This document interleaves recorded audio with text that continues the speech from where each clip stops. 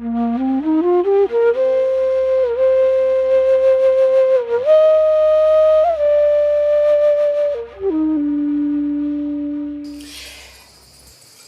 voudrais rajouter à l'orée de ces deux lunaisons de juillet-août qui s'annoncent particulièrement intenses en conflit, en combat et surtout en invitation à l'action et à la réaction, je voudrais rajouter un petit point et vous inviter surtout, chacun, chacune, à une réflexion très profonde. Et même un débat. Je pense qu'il est important qu'on se parle, qu'on se rencontre, qu'on croise nos sources, qu'on croise nos réflexions. Il est temps de se mettre vraiment en action pour réagir à ce qui est en train d'arriver à l'humanité aujourd'hui. Je voudrais qu'on réfléchisse sur la dualité et la façon dont nous vivons la dualité sur cette planète, dans cette dimension-là. La dualité fait partie de cette fréquence vibratoire sur laquelle nous sommes venus nous incarner. Mais il y a plein de façons de vivre la dualité. Et aujourd'hui, ce qui est en train de se produire, c'est que la dualité telle qu'elle se présente dans nos vies se présente plutôt comme un combat entre les forces qui sont en présence, les forces de lumière, les forces de l'ombre, les forces de la division, les forces de la cohésion, de l'unification, et les forces d'éveil, les forces de chute. Et moi, je vous invite, il y a énormément d'êtres qui, depuis des années, sont rentrés dans un processus de quête, dans un processus d'éveil, dans un processus de rouvrir leur connexion avec les mondes sensibles, avec l'intuition, avec le ressenti, avec la télépathie. Mais il faut bien se dire que les forces de l'ombre et les forces de lumière n'ont pas les mêmes façons d'agir et n'ont pas les mêmes façons de générer des types de réalités dans le monde, dans les dimensions dans lesquelles nous nous sommes incarnés là. À savoir que les forces de lumière et les forces de l'ombre sont gérées par les mêmes agendas. Tous les mois, je parle de ces agendas. J'essaye d'en parler de manière à ce que les êtres de lumière trouvent en eux les chemins, ouvrent les chemins pour s'acheminer au plus près de leur véritable nature. C'est mon objectif, c'est ce à quoi j'aspire. Plus nous serons proches de ce que nous sommes vraiment, et plus nous serons capables de générer une réalité dans cette dimension-là, qui sera, je dirais, intéressante au niveau des types d'expériences que ça nous propose. Maintenant, il faut arrêter de penser que les choses vont se dérouler sans nous. Nous sommes tous le lieu de cette guerre. Chacun à notre manière. Nos zones d'ombre, nos zones de lumière sont de façon holographique le lieu où ce combat vient se produire. Et c'est pour ça que c'est intéressant aussi de nous rassembler. C'est important de nous rassembler pour croiser ce que nous découvrons, pour croiser aussi nos faisceaux de lumière, mais croiser aussi nos spectres d'ombre sur lesquels nous sommes tout le temps divisés et tout le temps en train de chuter. Ce qui est instrumentalisé aujourd'hui, c'est de monter les gens les uns contre les autres, pour que justement ces forces de communion ne puissent pas tenir tête aux forces de l'ombre qui sont en train, pour l'instant, d'assaillir l'humanité et le monde du vivant en général sur cette planète.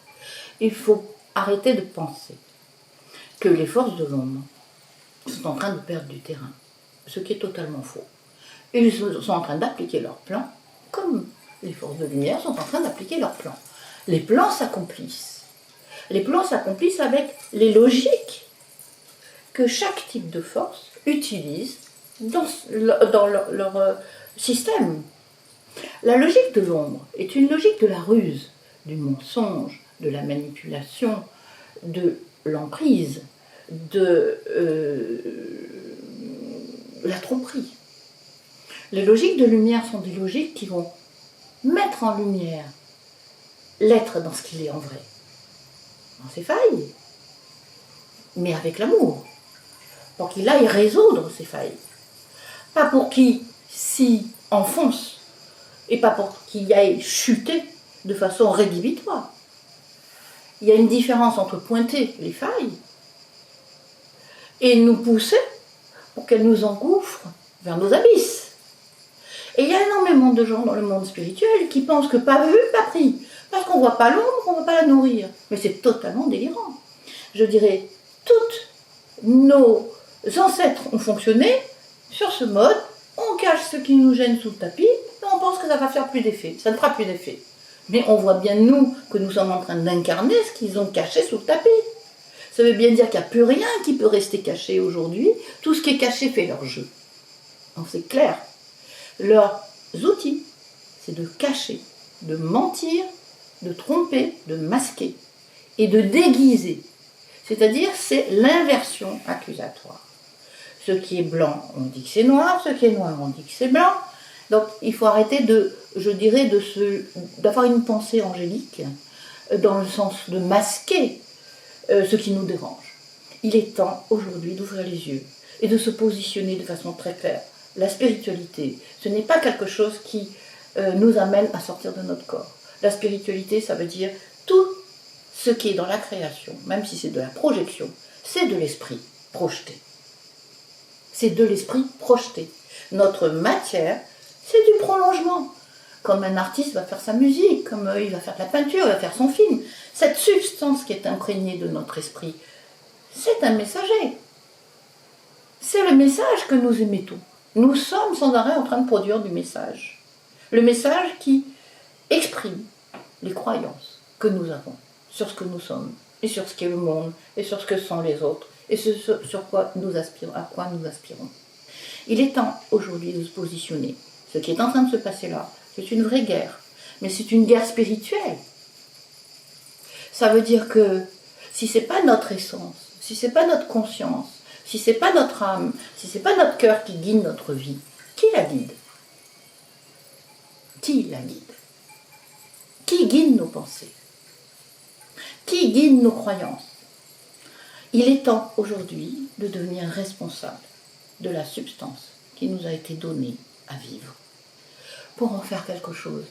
Ensemble, il est temps ensemble de nous relever les manches pour créer un collectif digne de ce nom, où nous sommes des alliés, où nous montons en série chacun nos savoir-faire, où nous nous enrichissons les uns les autres.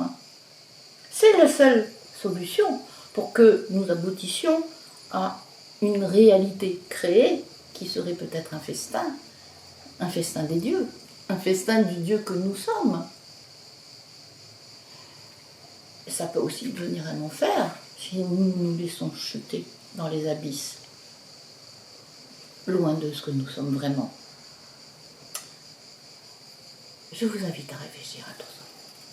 Nous en reparlerons, mais il me semble urgent de vous poser cette question. On ne peut plus fermer les yeux. Il faut qu'on fasse en fonction de ce qui est et pas de ce qu'on voudrait qu'ils soient. Merci à chacun de garder le flambeau de l'amour, parce que c'est l'essentiel. À bientôt.